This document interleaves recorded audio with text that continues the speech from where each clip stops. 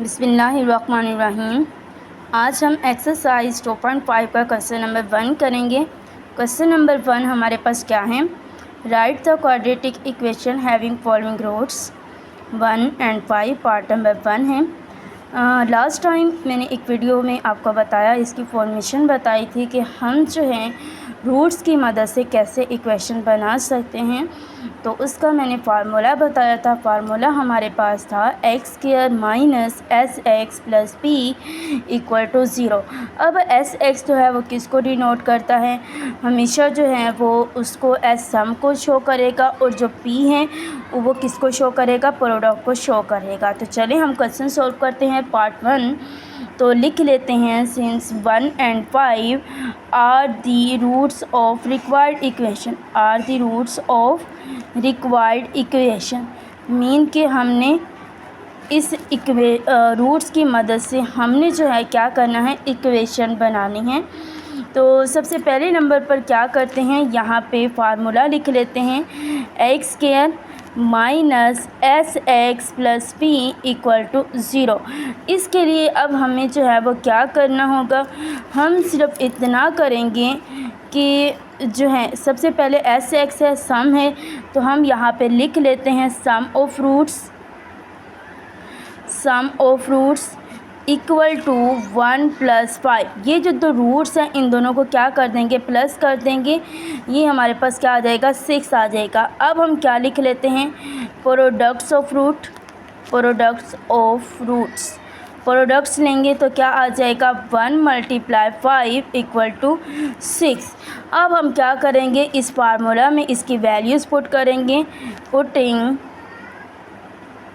Putting values इन formula. तो क्या आ जाएगा, एक्स स्क्वायर माइनस एस हमारे पास क्या है 6, तो हम 6x प्लस पी हमारे पास क्या है, सॉरी यहाँ पे 5 आना था, तो हम यहाँ पे क्या लिख देंगे 5 इक्वल टू 0। तो यहाँ पे हम क्या लिख देंगे, so x square minus 6x plus 5 equal to 0 is the required equation. तो अब हम इसका पार्ट नंबर 2 करते हैं। पार्ट नंबर 2 भी जो है वो बहुत ज़्यादा इजी है, सेम इसी तरह है। पार्ट 2 में हमारे पास क्या है, 4 and 9। तो यहाँ पे सिंपल हम लिख लेंगे 4 and 9 are the roots of the required equation, are the roots of required equation. सबसे पहले हम क्या करेंगे, सम ले लेते हैं। सम इक्वल टू 4 + 9 हमारे पास क्या आ जाएगा, 13। प्रोडक्ट हमारे पास क्या आ जाएगा, 4 × 9 इक्वल टू 36। तो अब हम यहाँ पे क्या कर लेते हैं, फार्मूला लिख लेते हैं, x square minus s x plus p equal to 0। तो यहाँ पे हमारे पास क्या आ जाएगा, x square minus 13x plus 36 equal to 0। तो यहाँ पे हम नीचे लास्ट पे ये लाइन लिख देंगे, so the x square minus 13x plus 36 is the required equation. ये हमारे पास क्या था, पार्ट 2 था। अब हम क्या करेंगे, पार्ट नंबर 3 की तरफ चलेंगे। पार्ट नंबर 3 भी हमारे पास जो है वो बहुत ज़्यादा इजी हैं। तो यहाँ पे लिख लेते हैं पार्ट 3 हमारे पास क्या है, हमारे पास -2 and 3। तो ये दो हैं हमारे पास रूट्स। अब हम इसका निकालेंगे, तो लिख लेते हैं, since -2 and 3 are the roots of required equation,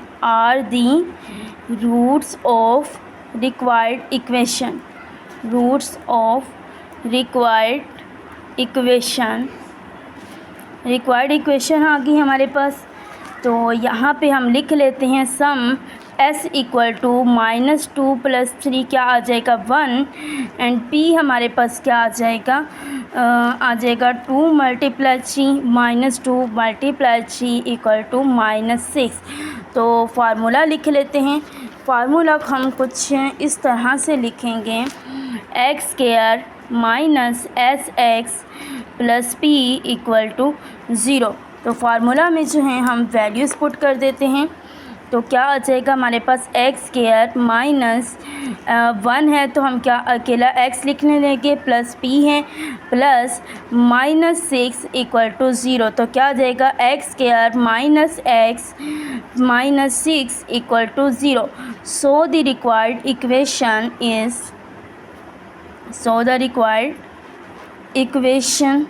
is x² - x -6 = 0 आ जाएगा। अब हम क्या करते हैं, पार्ट नंबर 4 की तरफ चलते हैं। पार्ट नंबर 4 भी बहुत ज़्यादा इजी हैं। पार्ट 4 हमारे पास क्या है, 0 और -3 ये 2 रूट्स हैं हमारे पास। तो यहाँ पे सेम वही प्रोसेस है, हम लिख देंगे since -2 and 3 are the roots of the required equation,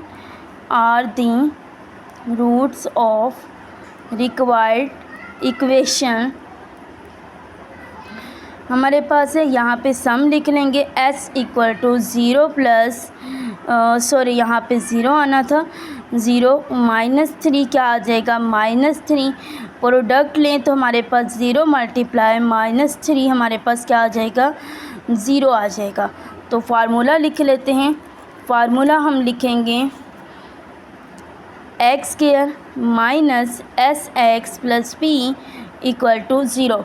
formulas में वैल्यूज़ पुट करते हैं। x² - s हमारे पास क्या है -3, x + p हमारे पास क्या है 0 = 0। x² + 3x = 0। So the required equation is